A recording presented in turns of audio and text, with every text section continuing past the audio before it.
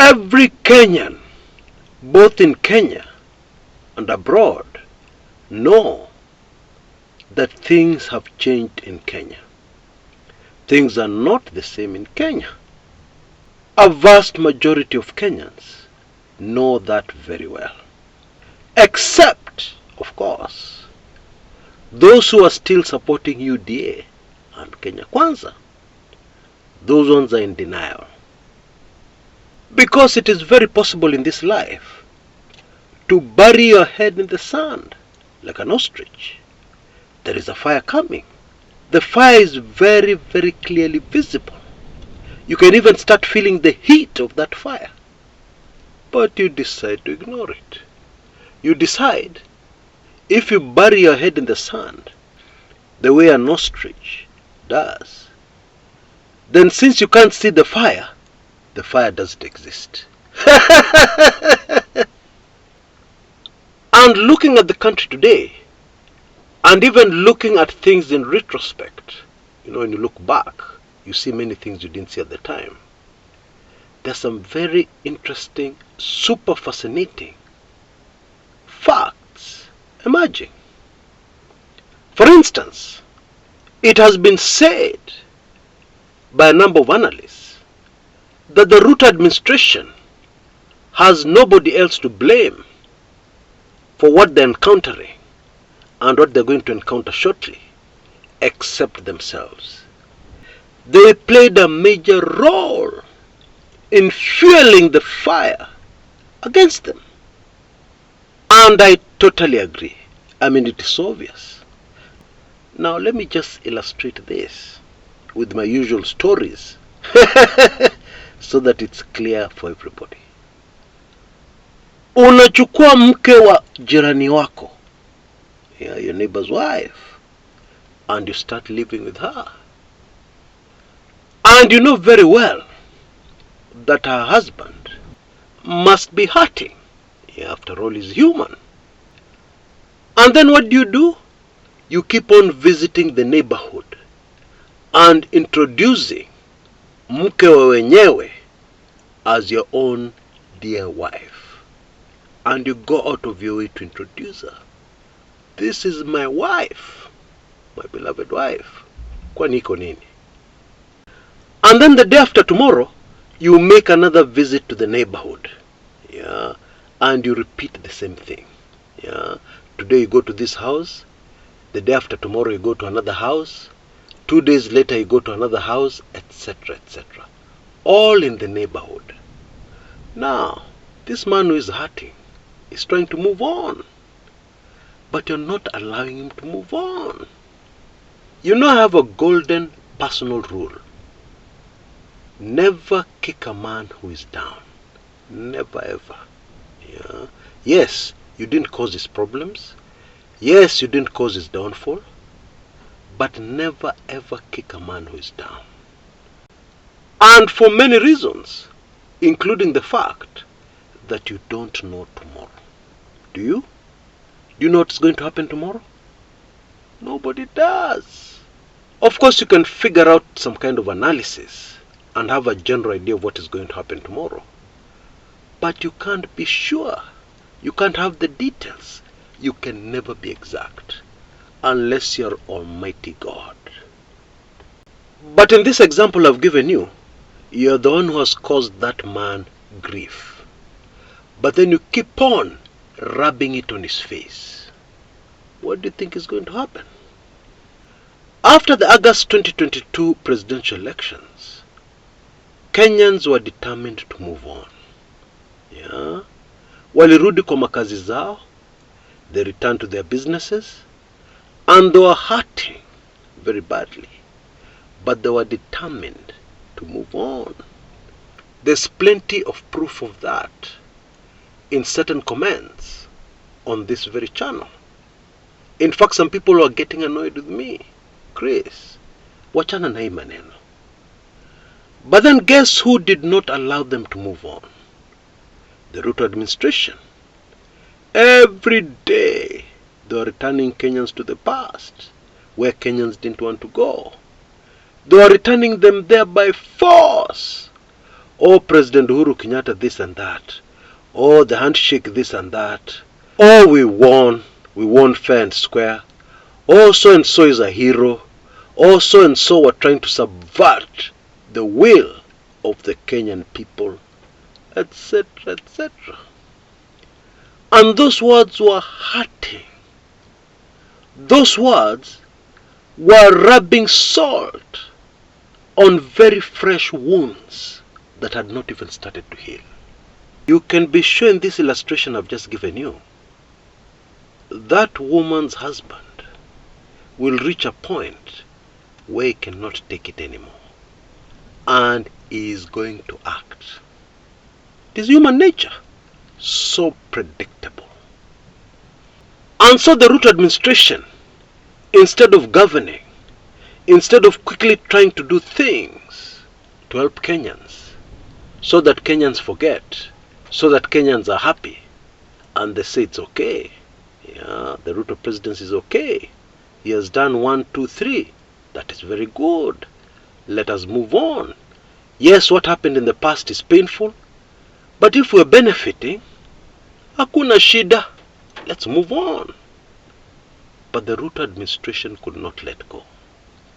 They kept on revisiting. In fact, to date, they're still revisiting, adding fuel to the fire. In fact, the fire was flickering, almost going off. The Ruto administration must take credit for ensuring that that fire did not go off, for fanning that fire, keeping it going.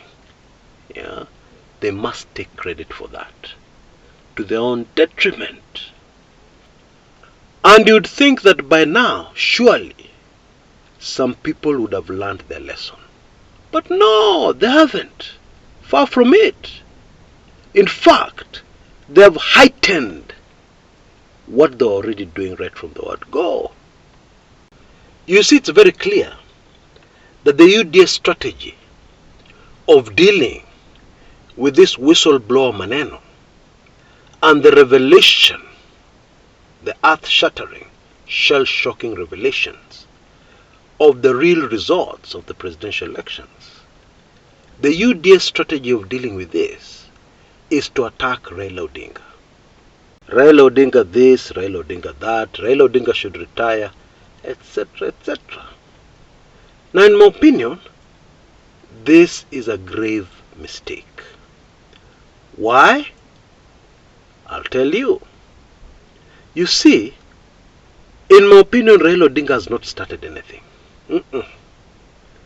What Raila Odinga did, let me remind you, after what we saw happening before our very eyes, and catching most of us by surprise, including yours truly, after we saw that, what did Raila do? Do you remember the first thing Raila did? He went on holiday to Zanzibar. He told Kenyans that he needed to start healing himself and his family. So he went to Zanzibar, the Spice Islands, in neighboring Tanzania. And I can assure you it's a very beautiful place. Wonderful place to go for holiday. But Agwambo left Kenyans hurting. The vast majority of Kenyans did not go on holiday. We didn't go on holiday. We remained here, mourning and in pain, even as people kept on provoking us, reminding us, making it impossible for us to move on. Actually, what I suspect happened here is that Raila Odinga saw the wave very far in the ocean coming to the shore, and he said, guys, that wave is coming, but right now it's very small. Let's take this opportunity to go on holiday. Let us go and relax. By the time we come back, this wave will be big, and all we have to do is to jump on it. I hope I've not lost anybody. And so even when Baba returned, this wave was building. Yeah. Subsidies were removed. Kenyans started paying more. Promises were broken. We had been told that the cost of living would come down within 100 days. Those 100 days came and went, and were told to give this administration more time, to give them a year to bring down the cost of living. And meanwhile, things were worse. Things are worse than they were during the last days of the Uhuru presidency. At the very least, if things had been maintained the way President Uhuru left them, at least it would have been bearable. But is that what happened? No. Things got worse. They continue to get worse. The latest is that we're being told electricity costs in Kenya are going to skyrocket. Our electricity bill is going to start looking like the bank account of some politicians. And the wave kept on building. Yeah, getting higher and stronger and higher. And meanwhile, Papa is not saying anything. People wondering what's happening. Raila keeps on saying, I will give you direction on a certain date. That date reaches and passes.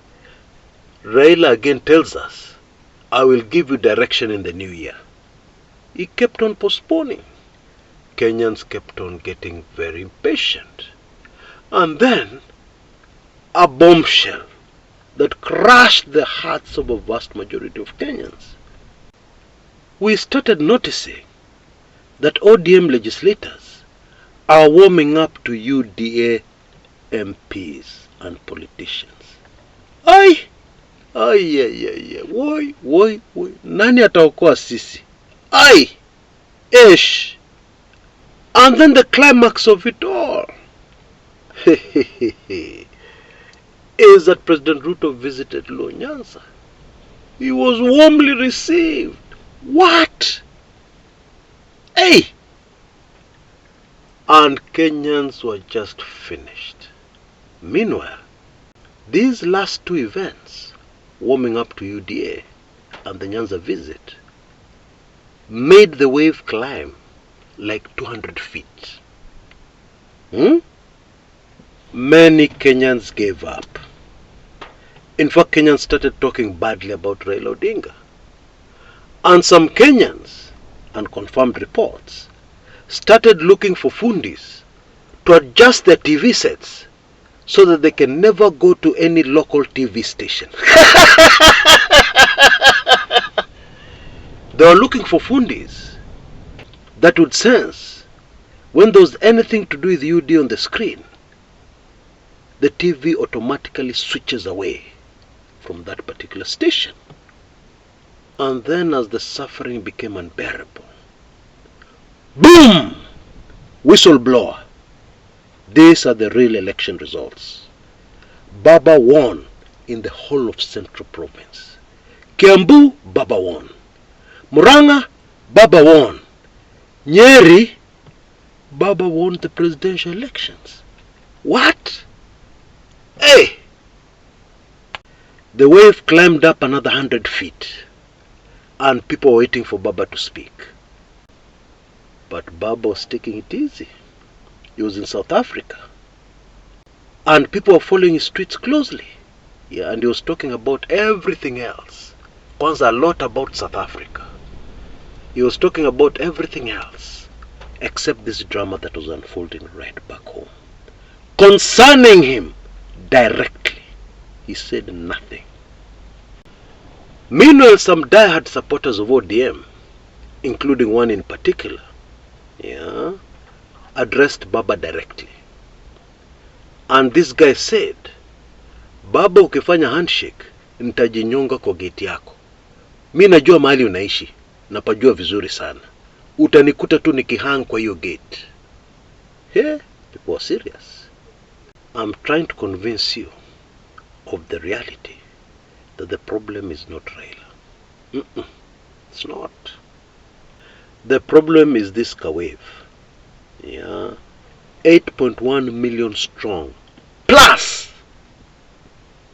Add a couple of millions to that figure. Of Kenyans who are just fed up. Of Kenyans who want electoral justice. Period. Kuna kitu ingine. And meanwhile, behind the scenes, Raila was saying, hold it, hold it. The wave is growing and growing, and his people are getting impatient. Those handlers close to him are getting impatient. Baba, are you not leaving it too late? No, no, no. Hold it, hold it, hold it. Bado kidogo bwana. Wacha ipande. Hold it, hold it. And then Raila lands into the country from South Africa and makes his way to Kumekucha. Okay guys, let's enter the wave now. I'm telling you guys, if you want to face the reality and the truth, this game is already over. Let me just give you that 411. Hii game imeisha hata kabla ijaanza.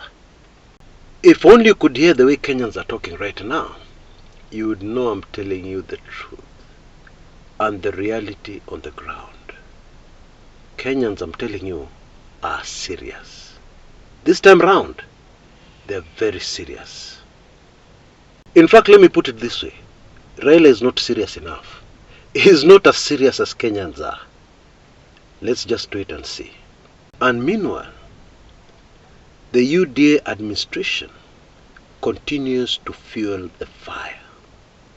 They continue to do things to assist Raila's camp.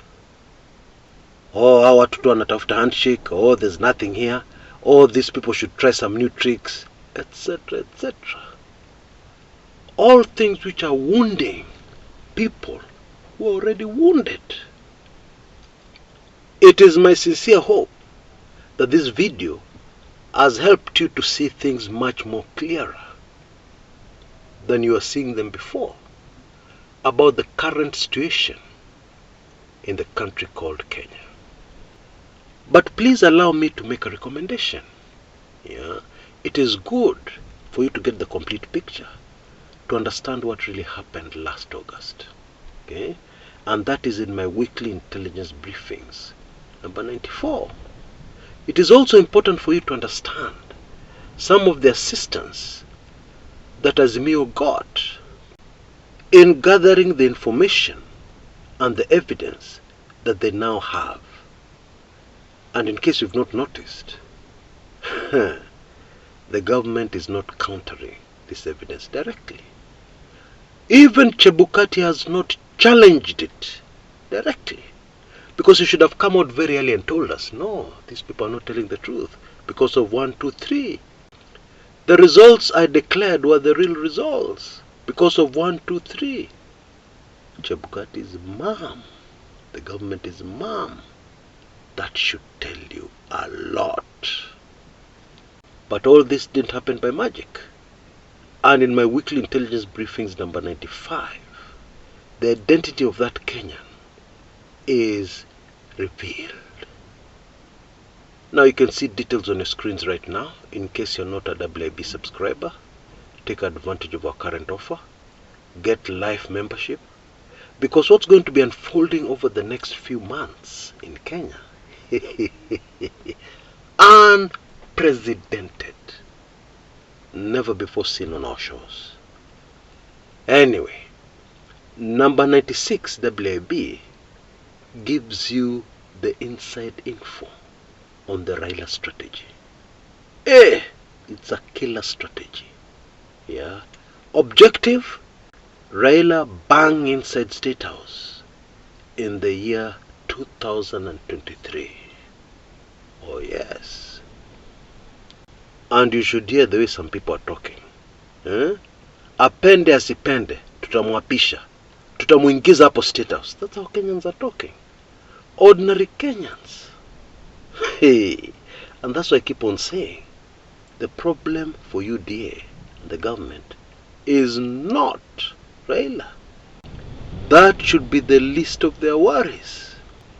They need to address this wave. Yeah. Although I'm guessing, and I'm persuaded, that it is too late. It is way too late for them. Until next time, this is Chris Kumekucha.